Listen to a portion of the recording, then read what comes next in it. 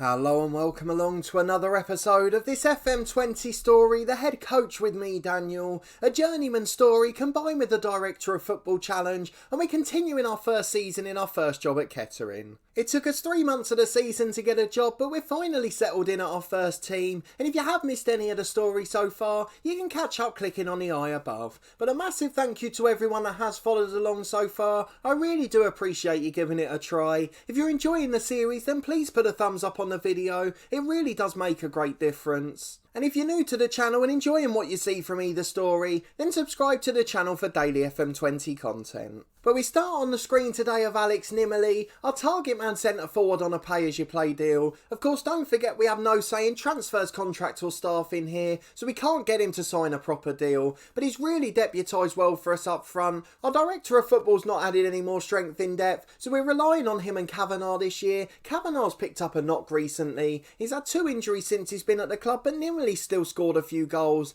and as a result we're still progressing nicely above expectation, and this man's got a large part to do with it. He's now got 12 goals and 5 assists this season, really good return for a target man striker. We wouldn't expect him to score as many as Kavanagh, and he's contributing in various forms for the side. So let's go to the home screen and see what that means for the team, as we're back today to test ourselves against the top of the table side. We head to Kidderminster, who are 4 points clear at the top, and we're just 8 games to go in the National League North season. It looks like they're pretty much shoo-ins for promotion. Of course, the league expands to 24 teams next year. Will make it slightly more difficult for us with a small squad, but as you can see, remarkably, we're just 5 points off the playoffs now after a brilliant run of form in recent weeks. We've got to thank our Director of Football because new signings have helped that greatly. 3 of them in total we've got to talk about, and the finances are still staying on a pretty even keel, which suggests that he's managing the budgets quite wisely. He's above the wage budget, but I can't do anything about that. Currently about 700 or 800 quid over, but with just 2 months left of the season we can't be too worried about that, because once they've all gone back to their parent clubs, I'm sure we'll be back under budget again. Most importantly, of course, we joined this club with the expectation of avoiding a relegation battle. We're now 16 points clear and completely away from danger, and if we can chase with a late surge trying to catch the top 7, it would certainly be a remarkable finish to the season. We might even get some interest from clubs higher up the pyramid then. Of course it would be pretty early in the save to move on, but I'm not going to complain if we continue to do well. The lads here have really done us pretty proud. You can see the manager performance is good, but as we discussed, there's a big miss today. Rhys Kavanagh still out for a couple of weeks with sprained ankle ligaments. He's missed about a month already since joining, and this one's another injury. He's been out 2 or 3 weeks already, and it's a shame because he's the most prolific scorer in the league. But let's go and have a look at the transfers. I've got to show you the ones that have come in. Our Director of Football's trying to get a scout at the moment. We'll obviously talk about him if he joins the club, but let's look at the players that have come in. 3 signings, 1 loan and 2 free agents. One of them didn't really make much sense to me, but the other 2 are absolutely fantastic. So first is Jack Kierzy on loan from Walsall, the first of almost 2 loan signings to join from that club. He then went and tried to get a right back from the same team, which would have put us in playoff contention. But at the moment there's still a big weakness in our side. We're conceding so many goals due to not having a good right back, and unfortunately that may be the thing that keeps us in mid-table, but either way this signing is absolutely brilliant. 3.5 star ability, 5 star potential, young central midfielder that started out at Everton, has played for Walsall once in the Football League and has now made 5 starts for us since joining. A ball-winning midfielder on defend, fits into our tactic perfectly, and he's been absolutely brilliant for us so far. A real rock in the centre of the pitch. Of course you wouldn't expect the highest ratings from our central midfielders, as we play very direct and usually try and bypass them, but we need them to do the job and win back possession, and they're making interceptions, which is all I can ask for. We've then got 2 free agent signings, and they're a little bit confusing. Both central defenders, surprisingly. We've got Harry Philby, the first one, a 20-year-old English centre-half, 3 star ability, 4 star potential, good enough player, no complaints, 1 appearance off the bench for us. But then just a few days later he signed Gareth Dean. He's another central defender,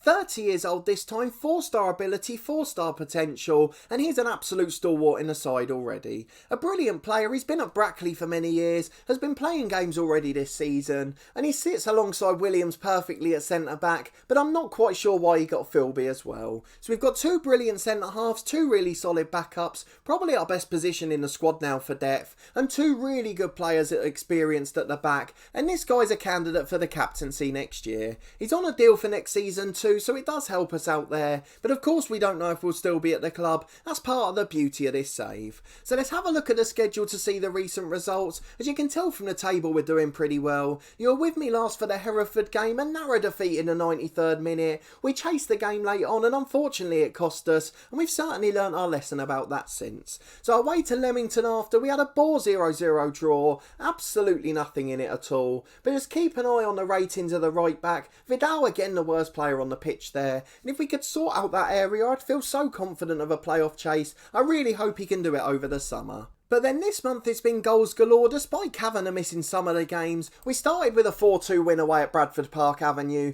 Kavanagh was fit for that one and he did get himself a hat-trick. Luke Graham scoring the other one for us. And then a 4-0 win at home to Alfreton. Kavanagh not contributing this time, but O'Connor, Nimmerley, Williams and Pugh making it a very comfortable day at the office. Then a 2-1 win at home to Kings Lynn Town. A good result with Nimmerley and Pugh getting the goals. Kavanagh again not on a score sheet this time, so unfortunately he went into his injury in tricky form. Then away to Brackley, that's where he got his knock. Nimmerley with a 92nd minute equaliser for us. Luke Graham had given us the lead in the first half. It looked like we'd lost it in the final minute of normal time, but Nimmerley stepped up and he got us a point to keep this long unbeaten run going. Then a 3-1 win at home to Farsley Celtic, the side we obviously played in our first ever game. Nimmerley with a brace and Connor Kennedy off the bench with a goal. A really comfortable victory for us and puts us in good form into this tough test today. We go away to the side that are expected to be champions, the first of 8 games to finish off our season. Of course, we'd love to be challenging for a playoff place when we come back in the next episode, but that's going to be far easier said than done. We've got a pretty tricky run in, including second place Southport away as well, so a very tough test coming up. York are right up there, so our away games are horrible, and our home games aren't against easy sides either. We've not really got any of the bottom teams, apart from possibly Gloucester at home, so aside from that it's going to be a really tricky run in, and we're going to need everyone to stay fit and in form.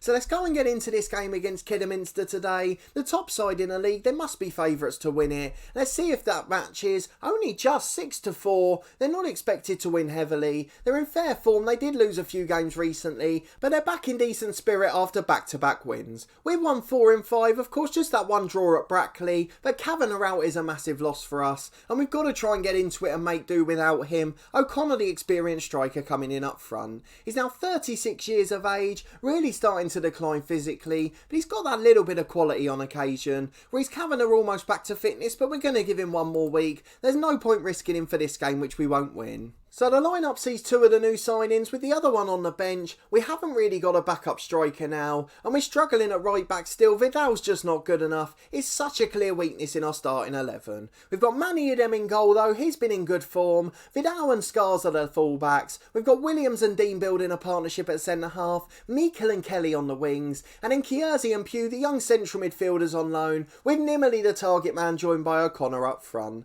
We've got the likes of T on the bench, but not really many attacking game changers. They're more substitutions to hold on to a victory, something that probably won't occur in today's game. We're still playing with the same tactics, no real changes there at all. So let's get into this game against the league leaders and see if we can manage to sneak a surprise result. Well, it's a 3-5-2 for Kidderminster. They've got a left wing back, DeBio, who we almost signed in our Dawkins save. A really good player at this level though. You can see why he's playing for one of the top sides. Pennickett up front caused us trouble last time out. Butterfield's a good player in central midfield too. They've got S. Allardyce at centre half. I've just got to go and check this one. His name's Sam Allardyce as well. It can't be a son, can it? Surely it's not. There's no mention of him there, although he is a Bolton supporter. So that could be an interesting moment, potentially Big Sam's son at the back. And look at the back gardens of the houses there. I've never noticed that amount of detail before. There's houses in the background, we've always had that, but they even had little grass back gardens. But let's go and talk to the lads, tell them to pick up where they left off. We've been in excellent form recently, so we shouldn't be fearful today, but we will have to be cautious. Hopefully we won't get overrun in midfield. It's a kick-off for Nimmerley back to the centre half, trying to build with that new defensive partnership, and it's out to the left. It's an awful ball from the new signing, and we can see possession almost immediately. It's a free kick for Kelly, nearly 8 minutes gone. 30 yards out, he runs it close, but he's comfortably over the bar in the end. I think the keeper probably had it covered. 10 minutes gone, we're looking good so far. We're yet to concede a shot actually, and as Idem takes a long goal kick to the left, it's a poor one, he's given away possession. The left back Scars holds him up though, does a really good job there defending. Good jockeying, didn't let him run past, and in the end we managed to get numbers back in force. It's Argent Barnes the centre forward, back to Butterfield in midfield. The extra man really causing trouble for us. The wingers tucking in and then the wide men getting caught out, and now DeBayo's got it on the left to Austin. Back to DeBayo again with space. We highlighted him pre-match into Penniket, great block Vidal, and he's cleared away as far as Proza. He switches it to the left to DeBayo again. They're all over us in these wide positions. Time to cross, but that one's deflected, and Proza's going to chase it on the right. He goes down the line to Hall. They're taking the approach on the other flank now. Scar's closing down. He's got to stop this cross, otherwise we could be in a world of trouble. He does just that, taps it out for a throw. A really good bit of defending, but the trouble isn't gone just yet. He's hauling to Argent Barnes on the right, tries to cross it into the box, deflects for Butterfield on the edge, and we've just got to wait for someone to get a shot away. It's Austin trying to find the right hand side. There's a winger out there unmarked. Austin keeps it in the centre though, and he goes down the line to the target man Penniket. Austin to Proza, it's lovely football. They're keeping possession beautifully, over 70%, and it's out to Hall eventually. He's going to try and cross it from the right. Back to Proza, what's happened there? Thankfully the whistle's gone up for offside. I'm not quite sure how he shot from 25 yards, unless the right winger was offside beforehand. It was an awful bit of goalkeeping by Idem. He palmed it into his own net, but thankfully he's got away with it. We've now got a corner to defend too. I spoke too soon, it's in the back of the net. Unmarked the target man 8 yards out. The one play you probably want to mark from the set piece is a goal scoring centre forward who's good in the air. 20 minutes gone, we trail 1-0. We're going to go to a more positive mentality because we're just not able to get a foothold in this game at the moment, and you'd probably expect it. Oh, we've conceded again. Another one that's come from a corner. It's really terrible defending. I've lost my trail of thought there. We're not asking for much to defend a set piece. Nearly half an hour gone, the game's already done, and it looks like our unbeaten run's coming to an abrupt end. It's Vidal on the right hand side with a throw to Nimmerly though. Flicked on to Meikle, he's in 1-on-1. Puts it in the net, volley on rushing keeper, and we're back in a game with 15 to the break. We can't defend set pieces, but neither can Kidderminster, and this is now becoming an end-to-end football match. So long ball from Gregory, only finds Hall on halfway, flicks it on as far as Scars. His clearance is awful. You'd expect better from him, the experienced man. Vidal goes back to the keeper to mop up. Idem's got time to bring it out from the back. Hopefully he can find a player with a clearance. Out to Kelly, the experienced left winger. One or two running off him down the line. Can he get the cross in? He tries it early. O'Connor can't quite get there. DeBayo clears as far as Meikle on the right. His delivery to O'Connor again, but it's a gilt-edged chance straight into the arms of the keeper. He should have done better with that one, but it remains 2-1 to Kidderminster Harriers. Long ball forward down the left-hand side. Vidal hooks away as far as DeBayo. It's been a brilliant game of football, end-to-end highlights, but unfortunately we're not coming out on top. DeBayo to Austin plays a 1-2. Back to the byline for a cross. Good ball in. Scars heads away. Butterfield for Penniket, and he puts it wide. He probably should have scored, but we've survived at 2-1, and while there's just one goal in it, we've still got a chance. Well, half-time, we still trailed 2-1. Been a pretty even game, to be honest. They've had the possession, which is natural for their formation, but we've created an extra shot on target. They've had a few efforts from the edge of the box, though, and they start from the kick-off by going long. Penniket flicks it onto Argent Barnes. We've got to defend this if we want a chance. Austin going to get it wide to DeBayo again. He's absolutely dominated this game. DeBayo delivers to the back post. Haul down for Argent Barnes. Just cleared away by Williams, but the offside flag goes up yet again. We survive another attack for Kidderminster. DeBayo with a throw on the left-hand side. To Austin, who's got the ball out wide. Penniket delivers. Barnes with the header in. Again, we've conceded in the air. A cross comes in and we cannot compete at the back. The two centre-halves have been absolutely woeful. I get there's not much cohesion. They haven't played together many times, but they're both good defenders and good at heading. I'm not quite sure why there's such a big problem there, but they've been absolutely all over the place all day long. I know that they're obviously the best side in the league. They're clearly going to win the title on this performance. Compared compared to how we played against Southport, this game's been a far tougher test. Dean, the centre-half's giving it away again. I mean, we're going to have to consider bringing him off here. I know he's a new signing, but he's been absolutely awful, and the star rating doesn't mean everything. Hall on the overlap, the right wing back in, just deflected behind for a corner, and we're getting overrun absolutely drastically here. I'm going to have to drop back to a balanced mentality. The cross is coming in from the corner, Brozza to the back post, it's Penniket unmarked again. He's managed to head it wide, thankfully, but I'm not quite sure how we haven't conceded again. Nearly an hour gone and we're failing to mark the target man. Gareth Dean's coming off, I know he's not match fit. Luke Graham on instead of Philby. We need to get experience on the pitch. The left back Scars has had an awful game, as has Kierzy, the young midfielder. He's going to be replaced by Richards, again a bit more of an experienced option. Finally we'll replace O'Connor with T. Just got a little bit more of a presence up front. He's quicker and stronger but not as good a finisher, so we'll see if it has any impact at all. It's another corner for the home side though, and I'm sure they'll win the header from it. If Penniket wins this, it's ridiculous. Again, he's unmarked at the front post. It bobbles around and Argent Barnes puts the replay in. I have no idea what's going on there. Of course we went rebound rather than replay, but I just give up on trying to defend the set pieces. We've got all of the instructions set, marked the tall players and target men, and Penniket is being left completely unmarked, and the fox in the box next to him is tapping in the rebounds. 20 minutes to go, I've no idea what to do. We're just going to go positive, try and get the ball up the pitch, because every time we defend we concede a goal. We have not won a header in our box all day. Butterfield with a long ball forward to Penniket, 3-on-2, but again they're getting men forward, and now we're being lazy chasing back as well. There's a lot of worrying signs towards the end of this match. Richards over the top and teasing 1-on-1, good effort but just wide of the post, and again the flag's up for offside, another one of those bizarre highlights. It's a throw on the right hand side for Vidal. He finds Richards who switches it, Scars is there, he's had a woeful game, and that pass is awful as well. What on earth is happening to this team? We're 6 unbeaten, we've been in fantastic form. Idem nearly palms another one in his own net. This is a bizarre game of football. I've never seen a side full of confidence collapse like this. It's Pollock on the left hand side to Argent Barnes, flicked on and Vidal heads away. Richards gets there and goes back to Vidal. We've got no intensity or desire to get forward. And T with a good first touch, but a good challenge from the centre half. Kidderminster are certainly going to win the title, and I know they're good, but they're not this good. We've made them look absolutely special. Is Gregory out to the left of the bio? Butterfield in the middle of the pitch. All of the goals coming from set pieces, though Argent Barnes is in.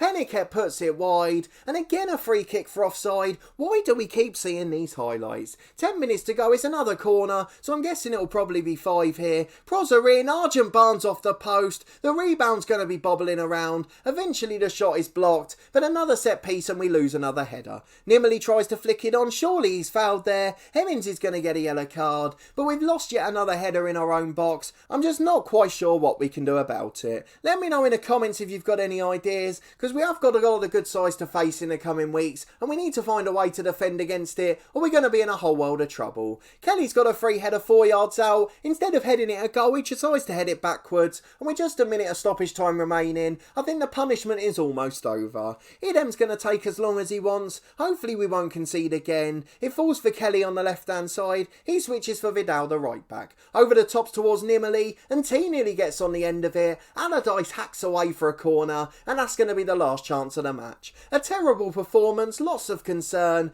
The aerial defending was terrible. We've barely conceded a goal from a set piece in this series, and now we've conceded 3 or 4 in a day. The full-time whistle goes, Kidderminster win 4-1. You can certainly see why they're going to win the league. We're going to have to go and look at these two strikers' attributes, as I have no idea how they've managed to be so dominant. The other results were mixed. We're now 6 points off the playoffs, Darlington holding the 7th place position, but the bottom 2 didn't manage to get victories, so we're still well clear of that squabble down there. Let's see what the media said about the game, and have a look at these two strikers. Argent Barnes is finishing his 6th, and he's somehow managed to get a hat-trick there. He's a target man. What about Penniket? Another target man, pretty decent in the air, but no better than Gareth Dean, who lost every header against him. A very bizarre day at the office for us. I can't quite explain it. Maybe it was just one of those days, but the unbeaten run of course comes to an end, and we struggle in our chance to get closer to the playoffs, and we desperately need Rhys Kavanagh back. We'll deal with the press conference off camera once we're able to give more professional responses, but let's go and have a look at the schedule and see what the last few games of the season are. So if we look at the last 7, we've got some really difficult games coming up, and today's one doesn't bode well in that sense. The next few against Altrincham, Boston and York, really tricky games across the board. Boston in mid-table, Altrincham just above us, York up in 3rd place in the league, and then in the final month of the season we face Southport, Telford and Chester. Southport up in 2nd, Telford and Chester in the lower playoff places. The only easier game on paper is Gloucester at home. They're currently in 19th place, and I'd like to think we can get 3 points there, but I don't see where many other victories are coming from. So providing I'm right and we don't get too close to the playoffs, we'll probably come back for the final day against Chester, and then we'll look at the squad and what our director of football's done, as well as our youth intake, which promises to be a good one. But if you did enjoy this episode and seeing us get beaten by the best side in the league, please do put a thumbs up on the video. We said we'd show this game to see how far we've come, and obviously to test ourselves against the best, and it wasn't a good idea. We got absolutely battered, and unfortunately the confidence could drop from that one. But the one saving grace for me is the youth intake. We've got a preview to say it could be a golden generation. Of course our head of youth development is an awful judge of potential though, so I'm really not sure if that's going to be right. So fingers crossed it will be, because it'll be an exciting moment for the club, but unfortunately today didn't go too well, and it finishes on a pretty sour note. But let me know in the comments what you thought of the performance, if there's anything I can do with the set pieces. Subscribe to the channel for daily FM20 content from my 2 long-term stories. We're rotating each day, so Dorking Wanderers will be back tomorrow. And then in 2 days' time we'll have the season finale from this one, and hopefully we'll keep our job for next season. But a massive thanks for watching this one and your continued support with the new series. I really do appreciate it, and I hope to see you next time for another important episode as we try to get our late playoff charge back on track.